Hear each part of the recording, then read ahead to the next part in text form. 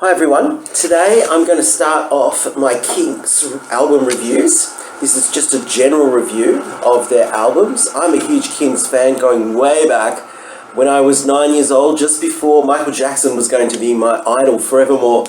I saw the video clip for State of Confusion when I was 9, the album, and it sort of left me with a very, interesting perspective on them. A little bit cheesy, but also cheeky, whimsical, and fun. A lot of fun.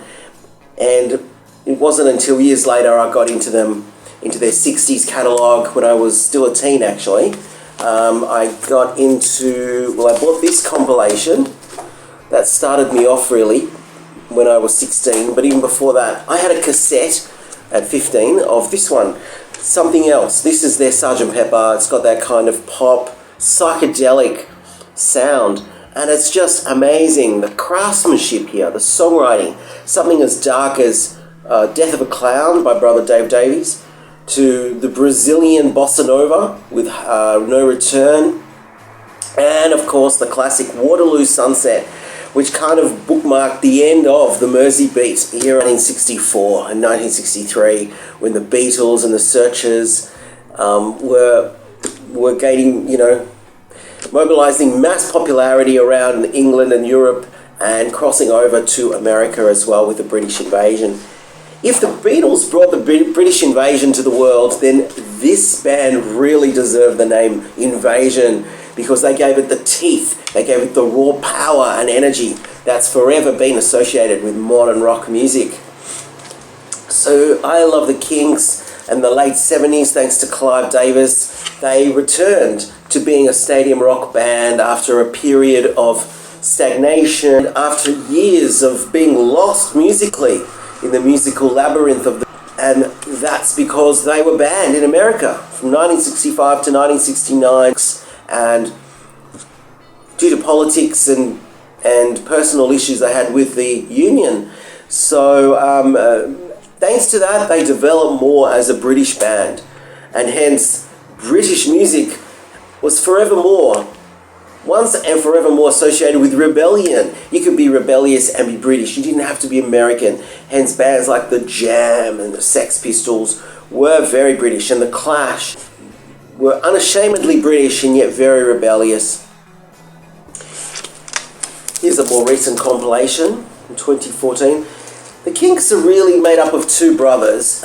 They are Ray Davies, who's the great craftsman songwriter, and there's Dave Davies. Dave Davies, here he is.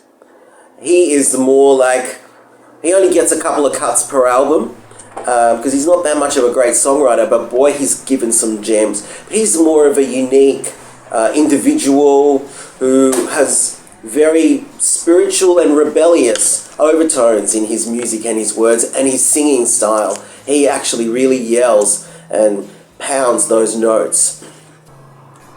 And incidentally, it was Dave who really started the heavy metal sound. It wasn't, some people thought it was Jimmy Page as a session musician, but that's turned out to be not true. It was Ray Davies who always created that sound. So Ray, his brother, wrote the song You Really Got Me on the piano, and then he took it to the next level. He didn't just take it to the guitar, but he also ripped the speaker to give it that gritty, raw, power energy sound. Kind of like a guitar farting, it's been referred to. Well, that's thanks to him. Thanks to Dave. But the Kinks weren't only the progenitors of heavy metal, also psychedelic rock, with their song that they wrote in India, See My Friend, way back in 1965.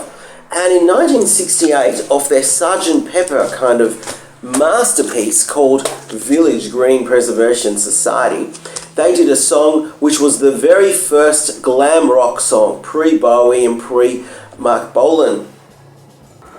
The song is Wicked Annabella. So there's three different types of music that they were the progenitors of. These are the legends of modern music, modern rock, and who, maintained their hit status for decades and decades in the 70s and in the 80s. I actually didn't even know that they were the same Kinks who had Don't Forget to Dance and Come Dancing. But nevertheless, I grew up with those songs and loved them. Hence, I only really got into the Kinks over the last 20 or so years, actually collecting them, even though I'd been listening to them all my life. And then, you know, as a teen in the 80s, I got into their 60s catalogue with Something Else and a compilation. I had no idea that they were consistently that good throughout their whole career.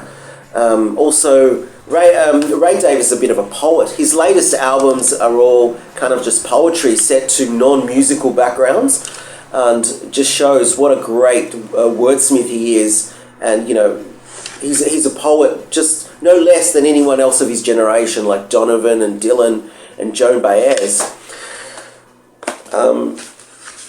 This is the album that marks off their controversial fist fight with the unions, and hence giving them a sort of hard rock image. And I like it. I like that they were banned from America. Just let them develop more as songwriters, as British songwriters, and develop that whole British rebellious subculture, which was so instrumental to the punk movement just 10 or 12 years later. And the reason I got off the Kinks for a long time was because I got into the Doors. I'm sure a lot of other people can relate. The Doors actually copied one of their songs. Jim Morrison copied a trademark song of the Kinks, You Really Got Me, as he turned it into Hello, I Love You. How about that? But they never got sued for that.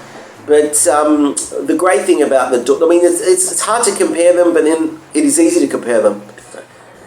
It's tempting to compare the Doors and the Kinks, but I've come to realise they're nothing like each other.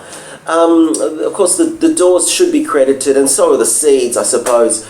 They stole a lot of their sonic influences from the Seeds. But the Doors were very, very much new wave and 80s electronica. They really pioneered that in a way like no one quite else did. But the Kinks have that darkness already in them that the Doors get credited for. But what I also love, the Kinks, like the Beach Boys and the Beatles, very rewarding listening. You can hear how they progress and evolve album by album by album, whereas the Doors are sort of feel zigzag. They're postmodern. They sort of shift and change from album to album, other than their first 3 albums, which are really outtakes of the first album. So I love that. It gives for a very rewarding listening experience.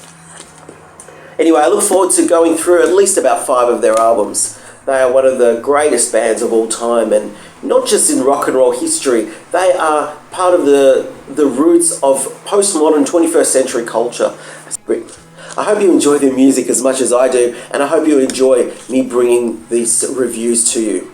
Thank you for tuning in. Thank you. And don't forget to subscribe, and stay tuned for more videos like this on my channel.